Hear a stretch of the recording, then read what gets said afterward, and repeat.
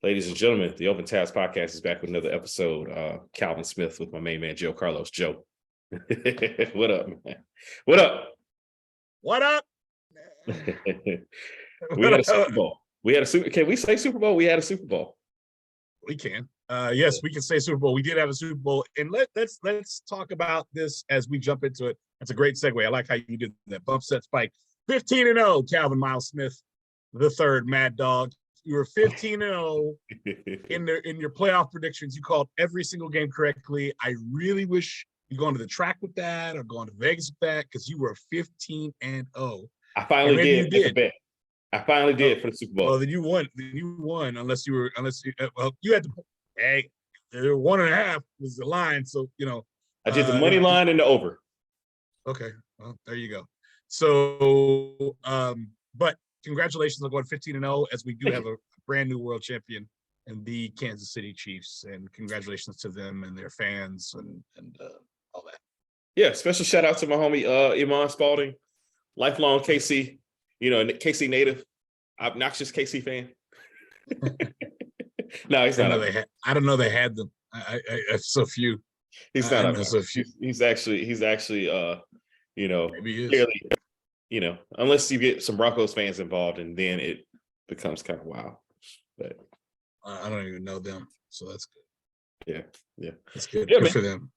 Yeah, I had a good time. I went to old friends. So the first time going to a Super Bowl party since the pandemic, and the last Super Bowl party I attended was through the same family, the Bowers family. So shout out to Shotzer and Devo.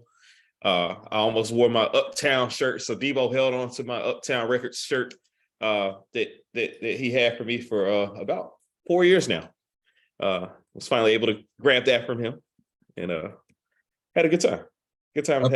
Uptown Unplugged. We never talk enough about that. It's 30-year anniversary of Uptown. Man, we should have a show about that, actually. Yeah, I think I literally believe I was a senior in high school, and I'm curious as to when Uptown Unplugged happened. I'm really curious about when that happened. Released June 1st, 93.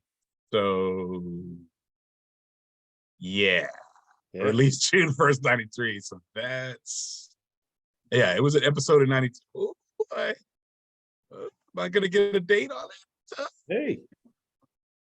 We're just gonna go with release June 1st. Oh, release date. Oh, May 31st, 92, whatever. That's all I got on IMDb, but nonetheless, Uptown Unplugged. I just wanted to say that. So, I don't remember the logo, the Uptown logo. I just remember it's like a cursive, and it had like a little like like a cat. I can't remember if it was a cat or what, like leaning. Yeah. Uptown Unplugged was that was a pivotal moment. Hey man, I was a big time Father MC fan. The whole thing is on YouTube, by the way. I know what I'll be doing. I don't know if you want to watch the whole thing, but it's there. Give it up for Father MC. I remember this. Father MC. Oh, when they say, I just remember it said the Mecca Queen, the Mecca God, Mary J. Blige. It's like the Mecca Queen. What are you all talking about? But it is what it is. You gotta love yourself. What a time. What a time. Unplugged. Remember LL Unplugged? Oh yeah. My favorite Unplugged though still remains Mariah. Unplugged. I'm a Uptown Unplugged and an Eric Clapton guy. Yeah, Eric Clapton. But Mariah, you're right. Mariah was iconic. But really, I'll be there. Trey Lorenz stole the show, man. Trey Lorenz stole the show. Okay. Yeah. He hit that real high note on that's Trey Lorenz? Yeah. I had no idea. In summer of 92, I worked at the Super Gap in Addison, Texas. And when I came in for my final interview, it was playing. I'll Be There was playing. Of course it was. And then it was. And then Something Good was playing, the original. And I thought it was UGK. I was like, oh, y'all playing this in the Gap? And then I was like, oh, wait a minute. Oh, okay. It's not what it was. It's the sample. It's not. Yes. It's not It's not Chad and Bud. It's not Chad and and Brad. No. Not at all. Yeah, but yeah, he went undefeated in the playoffs. Congratulations on that. Thank you, man. 15-0. That is or 13-0, whatever it was. That is an amazing feat. So it's been a remarkable football year for Killer Cow. It has. And now, unfortunately, ball's over. Yeah. We have some strange iterations of it as of late in the XFL and the USFL, which hopefully will, hold our attention. But it's we really point my gaze to basketball right now. Oh yeah, and you got a good season going, brother. We got some stuff happening, so we'll see how that plays out. Yeah. We're very excited about our present right now. We're not gonna worry about the future. We're gonna worry about right now. But right now. Did you watch it? Did you watch the All-Star game? No, not a single minute, not a single second. It was horrible. That's what I heard. Reports were not good. I didn't see the slam dunk contest. I didn't watch any pro basketball this weekend. Yeah, I'm over it. There was a point when they were doing the drafts and they were taking forever. Like we know them. Yeah. And I don't think Giannis nor LeBron is as charming as they think they are. So when they take a while to choose somebody, I think only they're tickled by that, because I don't care. I just want to get to some iteration of this game. And so I thought that whole process took far too long, and I didn't like it. So here we are. Face to face. Here we are. They got to figure that out. Yeah, face to face. They got to figure that out. They do. They really do. They do. And the tragedy of it all is it's a good season. It's a great season actually, right now. Oh, absolutely. A lot of good stuff. Lot of transactions. Yeah. A lot of transactions and transitions right now. Yeah. The West is going to be a slaughterhouse, man. It's going to be just a lot of I mean, you can't rest in the West. You can't rest in the West. No. You cannot rest. Can't rest in the West. See what you did there. I try. Yeah, man. I didn't watch it, but I don't feel like I missed anything. I'm good. I'm sure you did not. I'm sure you didn't miss anything. I watched The Last of Us. I've been watching that. Okay, good for you.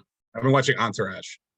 Watching that, and I started Wu-Tang American Saga, and American Saga. But I've been watching. Yeah, it's got a while. It's slow. I just want to get to like the thing, but I understand we got to get the origins down. Yeah. So I'm still trying to that's about okay. I'm trying to figure out like who's who, and what's what. Yeah, some of the casting was interesting. Yeah. But what are you gonna do? I like Dave East playing Method Man. I thought that was probably the best bit of casting. And I'm only on episode 2, so he was Meth was like he was in it very for a very small amount of time. But having watched other documentaries, I know he was one of the later. He was from like a different. They just kind of knew him. Yeah. As opposed to the way the others kind of knew each other, but it's really interesting. Very, very interesting stuff. For sure. Well, brother, we got a movie. We do have a movie. Boy, do we have a movie. This film, 1968, man. 1968. A summer. Neither of us would know, but no, neither. Right about that. This is our second Roman Polanski film that we will have covered after Chinatown. You're right. And I almost forgot about that. I was like, two Polanski. Oh, yeah. And Bob Town. There we go. And Bob Town, of course. So that collabo, they got together. They put the band together, as it were, on this particular film, 1968, based on Ira Levin's best-selling novel. Smash. Every household had a copy of Rosemary's Baby. Rosemary's Baby. La la la la la la la la la la la. Good old Mia Farrow. So Joe, like, when did you become aware of this movie, and what led to you watching it ultimately? I didn't know what in the world it was growing up. Okay. I just remember the picture behind you with uh, Mia Farrow with the knife in her hand, went towards a bassinet. I remember seeing that picture over and over again, but I had no clue what it was about. And I remember being on television, my dad watching it, and I was just like, "What is this? This is too old for me." And I walked out many times, like over the years. And then I watched. So summer of '93, I worked in a movie theater in Dallas called the UA6. No, the UA8. UA8. And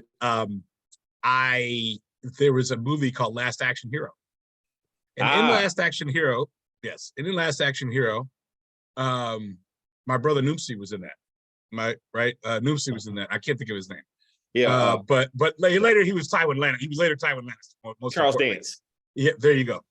Charles Dance was in that. And there was a scene when he gets the movie ticket, the magical movie ticket. He's like, I can go to anywhere I want to. He said, maybe I'll go to Rosemary's Baby, and I will do it. I'm like, what? It's Rosemary's Baby. Like, what is this about? So I remember reading about it. I'm like, wait a minute. She has a baby with the devil? Like, what in the world? So I was like, man, forget this. So that was in '93. Flash to 2004. I graduated from Morehouse. I'm working for Clear Channel, and I'm going to Tower Records probably twice a week to buy DVDs. And on the aisle at Tower, there it was in a green covered box with a bassinet and then like Mia Farrow's face. And I said, okay, I'm gonna buy it. Not rent it, I'm gonna buy it. Because I'd heard so much about it. I didn't know anything about it. And I sat there and I'm like, what in the heck did I just watch? What am I watching? and I remember trying to get my girlfriend at the time to watch it with me, and she was just like, nah, I'm not doing this. This is weird. It's like weird, beyond weird. And it looks fake. And no, this is weird. Like, why are we watching this? And so I watched it though, and I just realized why. I watched it though because of my love for Robert Evans. And Robert Evans in his autobiography book, The Kid Stays in the Picture, and in the subsequent film, I read the book and I watched the film. He talked about making that movie for Paramount. So then it was very important for me to watch it to get a better understanding of Bobby Evans. And, I said that's how I got there. I'm with you. That's how I got there. We don't have Tony Reale on the side, checking to see what we were wrong about. So we're good. We're good. Thank gosh. Awesome. Après-vous. So I had a game called Seen It on the Xbox. Yeah, of course. Yeah. And SC spelled like movies, like Seen, SCENE. Right. Yeah. I remember that game. One of the better cut scenes was the scene from the boat where she's hallucinating and dreaming. Oh man. And that was one I missed on Seen It. I was killing. So I got it for my birthday. My girlfriend at the time, Stephanie, and my friend Mark, and my friend Christina got it for me. Like we all got it together to play together. And I was smashing them, but that was the one question I missed with the one scene I couldn't get. And so I was like, well, I was shocked, first of all, that scene, the composition of it was just like, oh wow, this is wow. I had never really put much thought into it. But then I thought back, my mom's childhood home. So my grandparents lived in the home that my mom was raised in, essentially, until they died. And of course, they had books on books on books. And they had the Amityville Horror, they had Jaws, they had Rosemary's Baby. And I remember like picking it up and maybe starting it and not really being into it. But I always kind of in the back of my mind, I was like, oh, well, it's a movie. I need to see the movie. Never saw it. Finally decided to watch it after that Seen It scene. And that was probably around 2010 to 2011. And subsequently was like, okay, I must purchase this on Criterion Collection. and I watch it semi-regularly, probably at least twice a year now, usually once at Halloween and then once some other time of the year. Since but yeah, I didn't really fully watch it until 2011, so there we go. Nice. Yeah, but yeah, man, and like again, I don't know why, it just never, I guess for a lot of the reasons you mentioned, it just kind of was not it seemed kind of old-timey, not really appealing to me, kind of slow initially, but it speeds up when it needs to. oh yeah, absolutely. And now I have a much better appreciation for, knowing what I know now about film and composition of how to tell a story. It really is one of the better told stories, and I think the pacing of it is very good once you know the whole thing. But at any rate, who are the standout characters to you, the unsung heroes of the film? I don't know. I mean, obviously, there's not an unsung. I don't think there is an unsung hero in this movie. That's fair. Other than maybe the Dakota, but it's still not an unsung hero. I think everyone in this movie is bad, unfortunately, except for Ro. And well, I mean, her friends, but they're not in it long enough. Yeah. So they're not unsung. I think their buddy Fritz or Hutch, their buddy Hutch is a sung hero. So he's not unsung. So I don't think there is an unsung hero in this film other than Rosemary's constant feeling that something is wrong. And her intuition. Yes. I think her intuition is definitely an unsung hero. How about you? So for me, it's the building, which in the film was the Branford. Yeah. In real life is the Dakota. Yeah. A lot of history there. Yeah. A lot of history. And I think that it was a crucial part of that storytelling, like moving into that historic building. And, from the moment they like are inspecting the home and finding like, oh, there's this, what is this? Where's this bureau here? Why's the bureau here? It was moved. Right. Yeah. Something was up from that moment. And, meeting the cast of characters in and around the young lady, I think her name was Terry, that committed suicide and right, what have you, because they never really do say whether there was some foul play there. Nope, they don't. But that, and then the introduction to the Cassavetes, or the Castavets, not Cassavetes, but the Castavets. Roman and many, within the context of that building, and just the little nuances of like passageways and just that whole New York vibe of a building like that, and the fact that things like a coven could be going on at a random building, like as you're walking through Manhattan or through Brooklyn. What happens in these buildings? You don't know. You have no idea. You have no idea. And you probably don't want to know in some of them. You know what I mean? Like, just like, I'd never forget the first time I went to New York and was walking through, I guess, was it Chelsea? One of the districts there. And, there's like a nice restaurant. There's, a storefront. And then there's like, on top of it, people are living in these buildings. And like, who knows? Who knows what's happening, man? Is there a pineapple on the door? Like you never. Who knows? Is there? Who knows? You never know. You never know. Goes to show you never can tell. Hey, and see, there you go. And and the real life history. John Lennon, like killed right out front. So much stuff going on. So I'm gonna invoke the Dr. McKinley Price rule here and make a place my unsung hero in this film, man. The Branford is it for me. And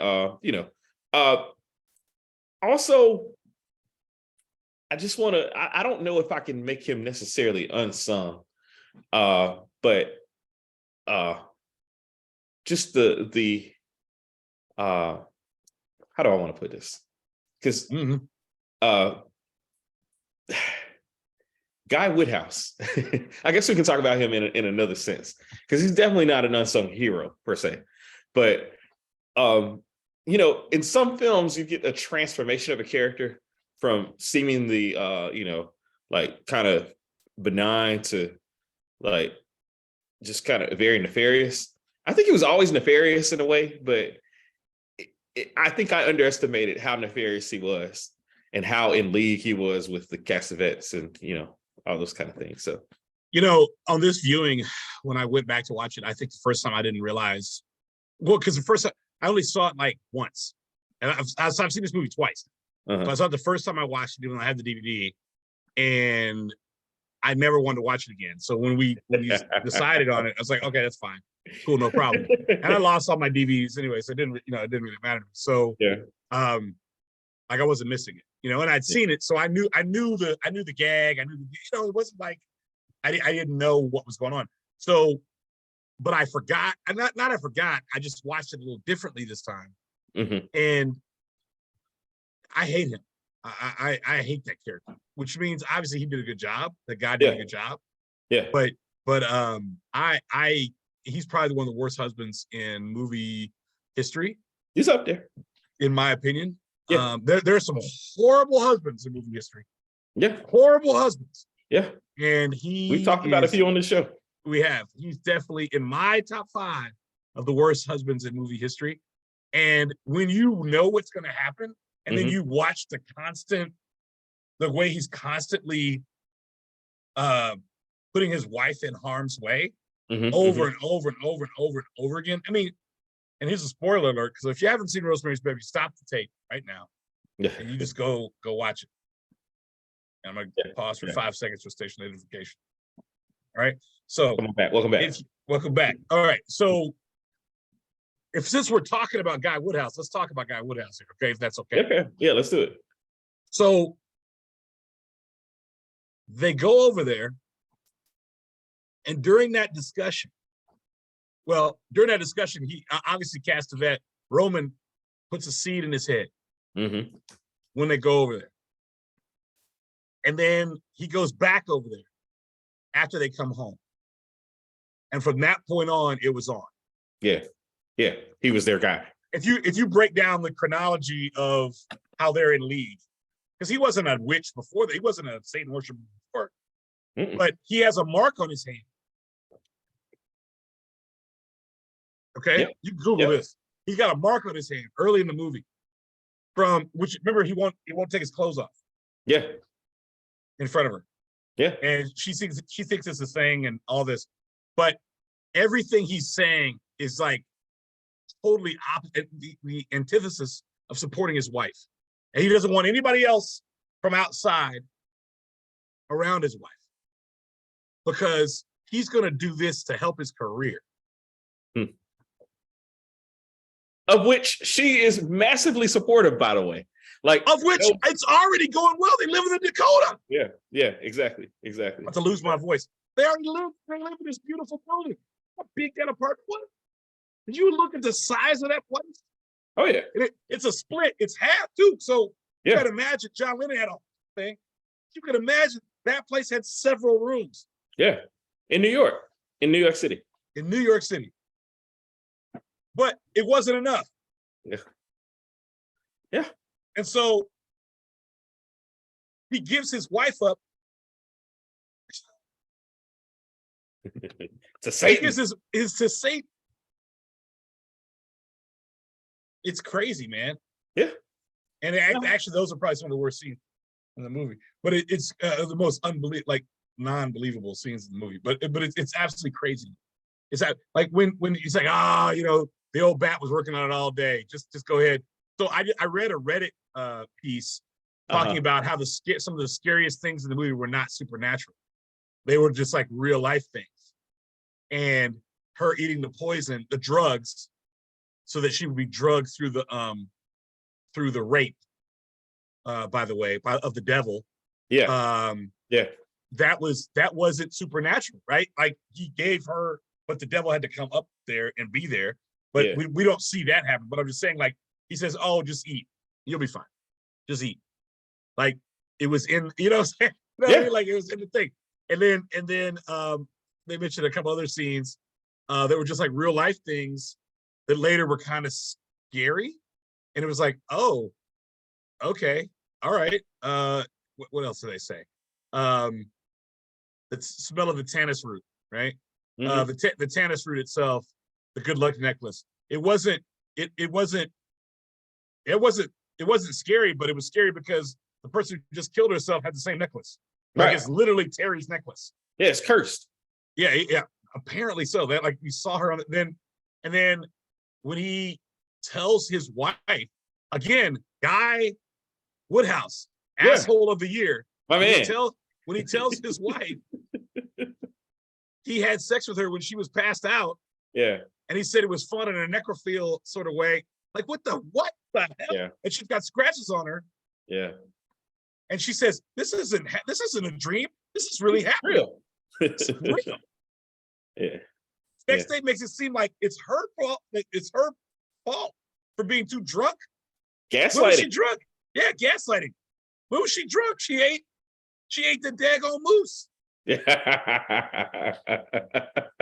That daggone moose, man. Hey. Yeah. I mean, it was like, what in the world? I'm sorry for getting so upset, but I look at this thing, and then the other one said, "Please don't read books. Don't listen to your friends either."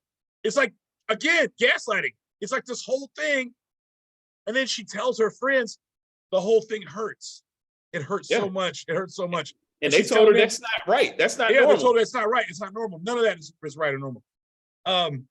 Aside from the worst makeup in movie history. When she's all pale and such. Worse than Vincent Chase in Medellin. And that's bad.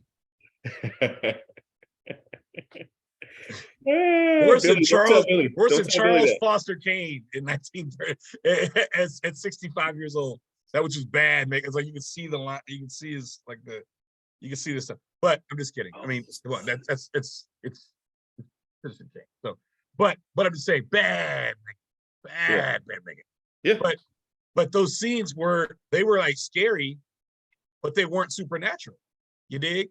Yeah. And it was also scary. Oh, when Charles Grodin, who I'd love to call an unsung hero, but no, he put on the push too. No, he gave her right up. I mean, part of it is probably like I was like, this is my career, bro.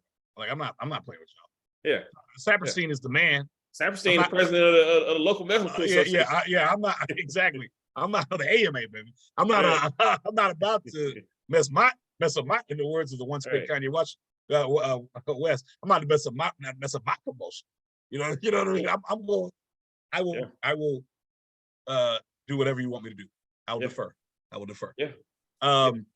When he's in her office and she's telling him everything, and she's in his office, sorry, he's telling her everything, and that's scary that they come in. It's like, oh my gosh, that wasn't a supernatural scene. It was just regular. It was like regular. You know what else is scary? The author of the book is in the movie. In the phone booth scene. But you think you're so hyped up now, thinking you think it's one of the or Saperstein or one of the members of the coven, right? Yeah. Out there in the world, and he just stands there, and it's an accident. Yeah. But we're so terrified. I forgot. Yeah. Get her in the phone booth. They built the tension up very well, brother. That Roman Polanski. I mean, yeah, Roman Polanski. I mean, say again, say what you will about his personal life. Hell of a director, man. To the point of Guy Woodhouse, and this is partly why I brought him up. Oh, I hate that man. Polanski was antagonizing Cassavetes. A fantastic director in his own right. Right. And Polanski's like needling him and messing with him like the whole filming. And I think he really brought that out of Cassavetes in a way that was intentional on his part. I don't think Cassavetes could well, I don't want to say control it, but like I think he was irritated, and that irritation comes off by the end of the film. You can tell that. I mean, that evolution of his character from again, somewhat innocuous to completely nefarious by the end, and it's like, oh man, oh goodness. Yeah. Someone innocuous completely Ralph Bellamy, man. Ralph Bellamy, Just, but look at that look in Cassavetes' eyes right there. I mean, those that are following along on the audio obviously won't be able to do so, but there's a scene Joe posted in his background where they're on the couch or in the car together after he's picked her up from Charles Grodin's office. Yeah. And the way he's looking at her as she looks straight ahead. She's trying to evade everything, and she knows that everybody's in on it, and she can't trust there's no one to trust. Nobody to trust. It's absolutely no one to trust. And Hutch is gone, and witches. Yeah, there's no and she can't get back to her friends, which is a little flaw in the story. Because if you could walk the streets of New York, can't you get to them? They couldn't kill everyone, Yeah. But I mean, the lengths that they went to. So what's the payoff for Guy?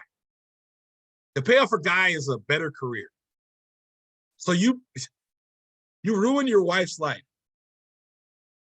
You brought the Antichrist into the world. Adrian.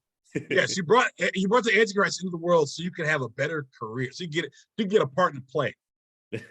In a play, not even a movie, a play. That's a low down. Sorry, I hate Guy. I hate Guy Woodhouse. I hate Guy Woodhouse. You don't have a film without Guy.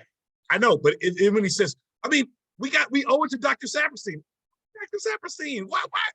When she's saying that she's like, I'm hurting, he's like, well, he told us to do that. Who the heck? What are you talking about? Yeah. Anyway, sorry, I'm gonna get off Guy. Oh no, man, I'm sorry. Please keep going. I can't stand it. I can't stand that character. I'm sorry. Actually, I'm not sorry. I'm just saying I can't stand it. Hey, look, I knew this, and yeah. So yes, you did.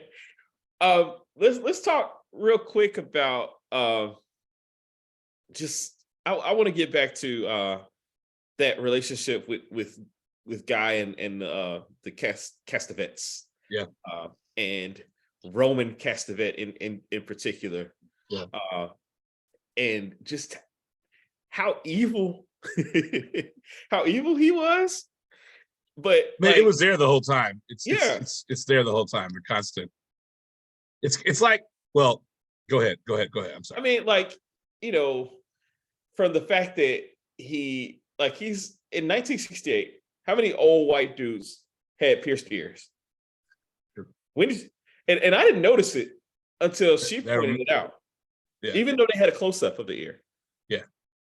And just what did a pierced ear mean? Was that like subversive? You were subversive? You got a pierced ear? Yeah, I guess so, man. Like I'm so curious about what that meant.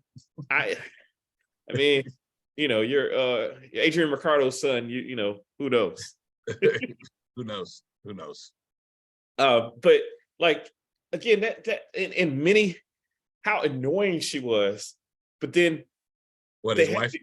They had the other character though, her friend, who was even worse. Yeah, the lady with the glasses.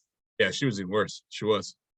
Like, I mean, this is why I don't make a big deal about knowing my neighbors in my apartment complex. Uh-huh. This film has influenced me to that extent because I don't want to know what you do. You know what I mean? Nosy, asking a bunch of questions, feeding you. I don't want your food. The willingness to eat whatever Minnie gave her. I just didn't get that. I didn't understand that. Man, I think they were trying to be nice at first. Yeah. But at the same time, it's like it was just annoying, man. Yeah. It was a little too pushy, a little too this, and it's always coming by the house. Like, get out of the house. Why are you always here? Yeah. So what other little things about the film stand out to you, man? Well, it's a beautiful time in New York. Okay. but even though it was not really shot in New York, part of it was shot in New York, the majority of it was shot in Los Angeles. Yeah. But it's a beautiful time, the 60s, 68. Beautiful time in New York. In a crazy year in the United States of America, obviously. That it was To say the least. To say the least, right? But I love I liked her naivety. Yeah. And I'm not into horror, and I've told you that Yes. on multiple Thank you for indulging me. occasions. Thank you. You're welcome. But it had no problem. The film had no problem being aware of the time, and thusly, how can I put this? Being aware of the time and doing things to show, or to use imagery from the time in it, not to poke fun of the imagery per se, but to say this might be something that somebody thinks about. This might be, this might be a thing that one might, consider when they're tripping, the way that she was, I guess. I don't know. And really, I'm really referring to the boat ride, which in all sincerity, I didn't even notice it the first time I saw it. And I've only seen this movie twice, as I mentioned. But the imagery with Jack Kennedy, and then later Jackie Kennedy, and this movie was made in like 66 or 67, just 3 to 4 years after Jackson's assassination. And it was released about a week before Bobby was killed. Yeah. And just the imagery was just really like, are you gonna go there? You're really gonna go there with this? And they did. Obviously Polanski didn't care. And so there was a lot there, man. I mean, with that. And I think one of the great little things about it was it wasn't heavy on if this makes sense, it wasn't heavy on the occult. It was more the suspense built up really by watching Mia Farrow and how she responded and reacted to what obviously happened to her. And I really think she did an outstanding job in this role, even though I'm not really a fan of her acting ever. But I think she did, and I thought, well, except in Hannah and her sisters. But I really thought she did a great job in this, showing naivety and then being just a super forced, trying to figure things out and trying to save her own self, and figuring it out on her own, essentially. So those are some of the little things I liked. How about you? Mine is all Mia Farrow related. From I love the fact that she pointed out her naivete. Like, she was just so. Well, she's from Nebraska, like a Nebraska, raised in the Catholic school. And, it's a hick in the city. In a beautiful building in Central Park West. I mean, did she just that Vidal Sassoon? You know what I mean? Yeah, she goes down to Vidal Sassoon, who's probably there that day.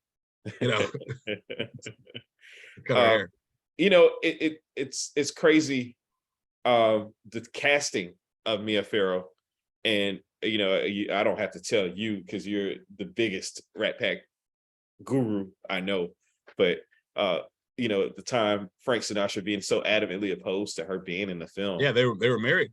Yeah, and how he served her papers on set because she wouldn't stop, because she kept going on with that film and wasn't there for his film, The Detective. So which a film no one talks about. Kind of paralleling Guy Woodhouse a bit, in terms of like that controlling that power over. That was the thing at the time, But I agree with you. She played the hell out of the role, and I can't they mentioned a few people who might have been cast in the role. Jane Fonda, Patty Duke, like Sharon Tate. Sharon Tate was too pretty. She was too pretty for that. Yeah. She's one of the party goers. Yeah, she's there. She's there in the party goers. Yeah. But this is perfect casting. She was the waif like figure, like just everything was perfect. And I agree. I'm not a huge fan of you're more of a Woody Allen guy than I am. So I've seen like Broadway Danny Rose. I've seen a couple of other films, and she's never been overly impressive in any of those things. I mean, like she's in that category with like Shelley Duvall and who's the other one? Sissy Spacek, where like, like they I understand. interchangeable. You know what I mean? I understand. But in this role, like just like Sissy Spacek was Carrie, Perfect for Carrie. Yeah. Carrie. You know what I mean? Or in The Shining, whatever her name was in The Shining, because I forgot. Yeah, Shelley Duvall was born to play that role. Yeah. Like, so this is the part she was born for. And then like, the other thing I want to point out was about the casting for the Guy Woodhouse role. I mean, Robert Redford and Jack Nicholson were the names brought up. And I can't imagine either one of them. Like, I can see Jack doing it. I mean, I can see Jake Gittes. Jake Gittes. You know the scene in Chinatown where they're at the old folks' home? They say, "Do you know that you're rich?" No, I'm not rich. Did you know that you're wealthy? No. This is the Albacore Club. That scene, where he says his name is something else. Yeah. Like, and he's trying to, make them do something else. Yeah. I think he could have pulled that off, but I also think at some point you look at Jack and you laugh or you smile because he's too handsome for it, or he's too charming. Like, it just doesn't work. I think Cassavetes, to your point, and I think Redford, I wouldn't have believed it. No. I just wouldn't have believed it. He's getting every role. He's not a struggling stage actor, for sure. Yeah, and I no, not at all. I think there's a desperation in Cassavetes. Yes, thank you. That's exactly it. He has a certain desperation. Yeah, that like, and obviously anything for that part. Yes, and obviously because I hate the part and hate the role, he did an outstanding job. I'm not dissing Cassavetes. I hate Guy Woodhouse. Yeah, I can't imagine someone being that low and dastardly and just horrible. I cannot imagine that, and which is why it's a movie. Yeah, or it was a book and a movie. But nonetheless, and I'm sorry for interrupting. Oh no, you didn't. I mean, that's exactly you reinforced the point I was trying to make. So, man, Joe, I didn't realize that you. I mean, I knew you did not like horror movies. So the next question I was going to ask you, like, probably I already know the answer to. You've not seen The Omen. No. Yeah.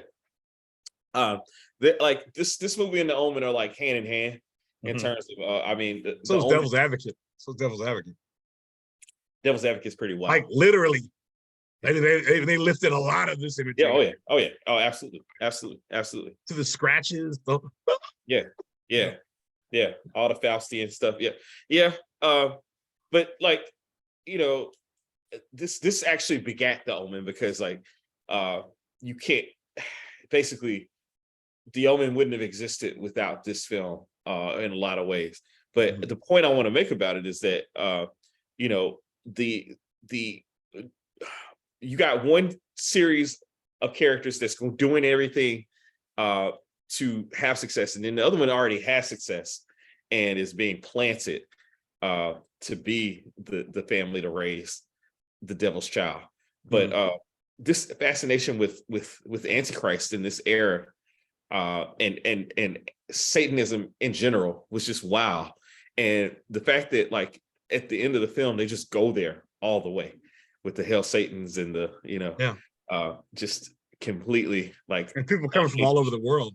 Yeah. People come from all over the world to see the child, to see Adrian.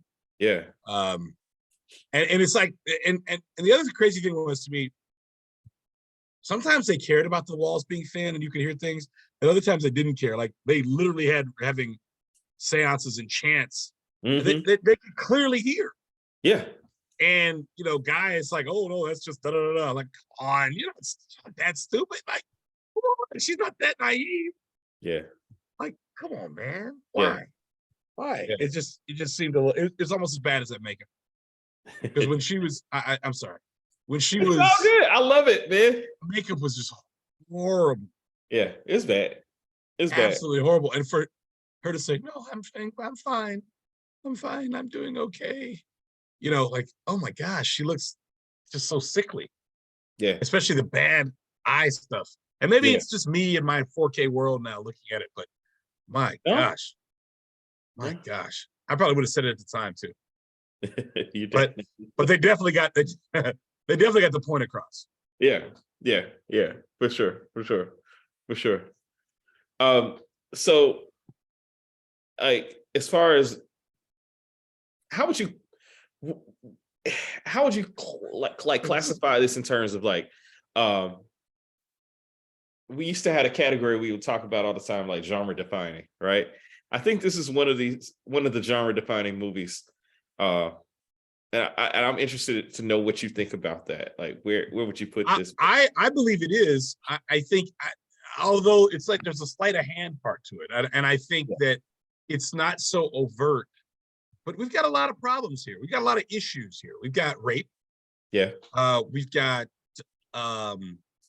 one could even say bestiality with the rape. We've got a cuckold thing going on. Yeah. A cuckold thing is going to be going on. Excuse me. We've got devil worship. Yeah. We've got a lot of stuff happening. Kidnapping of a baby, essentially. Kidnapping. Yeah. Oh, kidnapping the child, telling her it died when she can hear the baby crying. Yeah. Stealing the breast milk. Like, yeah, and then like, why? Come on. Yeah. Come on. Yeah. So there's a lot of stuff going on there. That aside, sure, I'm sure it did define the genre at a certain time, saying we don't have to have so much blood and gore to be scary and suspenseful. There we go. And so there we go. We can mess with your mind to make psychological you think, horror. Yeah, like she's running, trying to get to the apartment, trying to get there, she darts off and does the thing, and even after they have her, and then they all put her down, and they're all in the room, and it's all happening. Hey man. In fact, when they were all in the room during the rape, it's just crazy. It's like, why is everybody in the room naked? Like, what in the world? Yeah. I Doesn't seem like a fun I don't time. know if anybody's gonna want to watch this. That's really time. I mean, but it's a classic. It is a classic. It is a classic. I mean, I happened to watch this. The last time I watched this was actually with somebody who listens to our show pretty often, with Amanda. So, I know I made her watch it, and she got through it. She enjoyed it. But yeah, man. I mean, it's wow. It's a wow psychological horror. Yeah. It's definitely horror. The moments, like to your point, the moments that are not necessarily gore are some of the scariest moments. Like when she's walking in the street. By the way, when she's walking in the street, that was not staged traffic. That was real traffic. And Polanski said, "Well, if you're pregnant, they'll get out of your way. They're not gonna hit a pregnant woman." Just wow stuff, man. Like, I mean, and in hindsight, knowing what we know about Polanski, whew. Yeah, he's had an interesting life.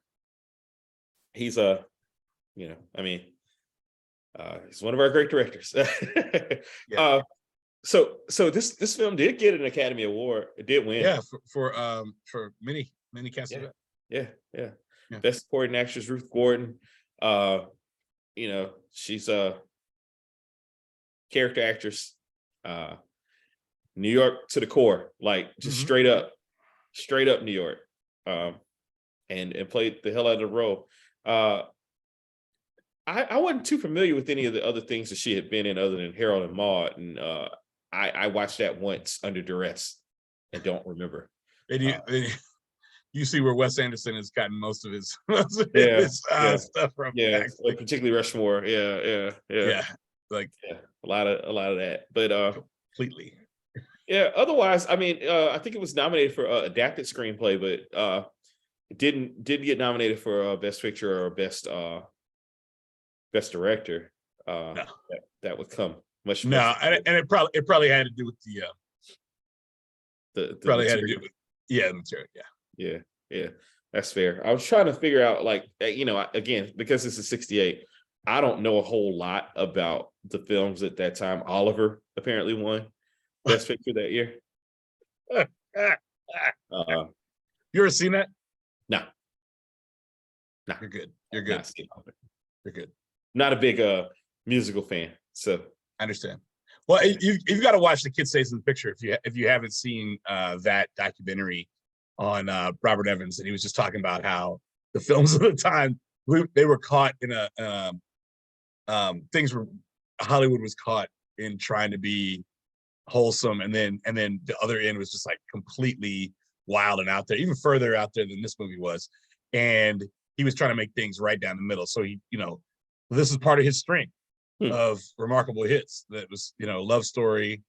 It started with Love Story, and then Rosemary's Baby, then The Godfather. I mean, he rocks and rolls, and there was a couple in between there too. So this started his big Paramount run, and that made him, the man. But it shied away from those sappy, those sappy movies like Oliver winning Best Picture. Yeah. That year was the first and only year of a tie in an acting category for Katharine Hepburn and Barbara Streisand. For Guess Who's Coming to Dinner? No, Katharine Hepburn was in The Lion in Winter. Oh, The Lion in Winter, of course. And Barbara Streisand in Funny Girl. Guess who's coming to dinner with the dreadlocks? Yeah. And I didn't realize that Faces came out that year as well. So Cassavetes was. Oh, he was bad. Faces. He's a bad man, baby. Not ashamed of it. Hey, man. Don't need no love. He's a bad man. Don't need no love. Oh, he was out there doing his thing. Yes, it is I see. All those weak. I don't agree. Are weak because they're three. Yeah, no, he was a bad man. He was married to Jenna Rollins, so that kind of also makes him. Yeah. Last thing I want to say about the Oscars, because to the larger point that you were making, 2001, A Space Odyssey came out that year. Yeah, and one nomination. I mean, if they can't put their hands around it, it's not. So we're talking about 1969. We're talking about the 1969. The 69 Oscars, based on the 68 films. Yeah. April 14th, 69. Yeah, A Space Odyssey. It won special effects. Okay. So it won some of the other categories. I see. It was nominated for screenplay as well. But yeah, man, I just find that to be. Mel Brooks won for the producers for that. Well, yeah. Producers is pretty great. I have seen. So, both that version as well as the Larry David version. Yes, of course. I got the good shave. Good shave. Oh man. Anyway, man. So okay, well, I won't make you do horror again for a little while. I appreciate that. No, it was a very, very, of course it's a entertaining film. I will never probably watch it at any point for the rest of my life. But I'll do anything for you. So I knew it was entertaining, and so I had no problem watching it, obviously. And it's a classic for any number of reasons. Even though when you look at it today, it's kind of like that looks fake. This looks fake. But if you think about the time that it was made, okay, I get it. I mean? But also if you look 2 years later or a couple of years later, they make The Godfather. Nothing on that looked fake. Like nothing looked fake. So not like nothing looked fake, right? So it's then again it goes to different filmmakers, different people, same studio. Yeah. Same studio. Yeah. Amazing. And Joe, I pledge you the next time we talk, I will have seen The Kid Stays in the Picture, because it's cool. It's not the secret of life or anything like that. It's just Evan's just talking about his rise there. He's talking about his rise, and it just so happened to have been instrumental in a lot of stuff. I feel so bad for basically only knowing the Entourage parody of him. Oh yeah, which is really, he must have really angered Doug Ellen. I can't think of any other reason why Doug Ellen would portray Robert Evans. Robert Evans was one of the coolest, smoothest guys in the history of Hollywood, and I and influential as well. Yeah. And I can't understand. It's like they shot at his house, and they still showed him in that bumbling way with Landau with like lipstick on his lips. He looked Landau as Robert Evans was. It was a buffoonish. It was like Jar Jar Binks. Yeah. But now, worse. I did see the Godfather series. The Offer. The Offer. Yeah. So which I thought the guy who played Bobby Evans was amazing. Let me tell you something. Once you watch like 5 minutes of The Kid Stays in the Picture, you'll be like, how did this guy not be up for the Emmy? I don't know how he wasn't up for the Emmy. I don't know. But the cat who played Evans, I thought he was amazing in that movie. And I've seen him in a number of other things, but he carried Robert Evans, like he carried him extremely well. He carried the gravity of this planet of a man extremely well. So absolutely. It is what it is. Absolutely. Well, brother, yes. Do you want to decide now or later what we do? We can decide now. Look at you. It's on you. Actually, I have no clue. I have no clue. After Rosemary's Baby, we got to come out gangbusters. But we will be talking about the Oscars, obviously, here in the next couple of weeks. So I look forward to that. How many are you up to, by the way, on the Oscars? I keep waiting on my wife, but I need to. She's not going to watch Tar. She's not going to watch Tar, so I might as well just finish Tar. Tar's so good. I mean, it's just not her cup. I don't think she's. It's just not. I got you. Tea. I understand. And look, and as I'm watching it, it's not really my cup of tea. But I need to like come home from work and then like drink a Monster and sit and watch it. Man, she's saying some things. Because I'm just so far I'm like, what am I watching? But it's wow. Power, absolute power corrupts absolutely. I'm sure it does. So I look forward to finishing that. I want you to. I'm encouraging as many people as I can to see Triangle of Sadness. Yeah, I think I told you. Kennard told me. Yeah. So he was like, he texted me like, 40 minutes in the movie. He's like, you gotta watch this. This was like, I don't know, early January. He was like, no, before any nomination. Well, it might have been for a Golden Globe, but he was like, no, you gotta watch this. And I was like, huh? I thought it was like spam. I'm like, what? You suggested the movie?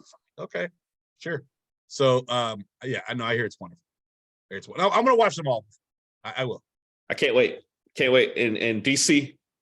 Yeah, I know. We'll get him on board. I know he's seen everything 3 times. So yeah. And we'll get him on board. I look forward.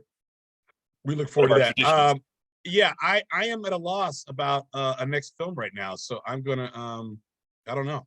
We'll talk about it offline. I'll confer with you offline. Well, guys, until the next time, we've been the Open Task Podcast. You can find us on Apple, on Spotify, on Google, on any platform really that you like, Anchor, etc. You can find us on YouTube. All those things. Fire Rain, all those things. We're there. We appreciate you guys listening.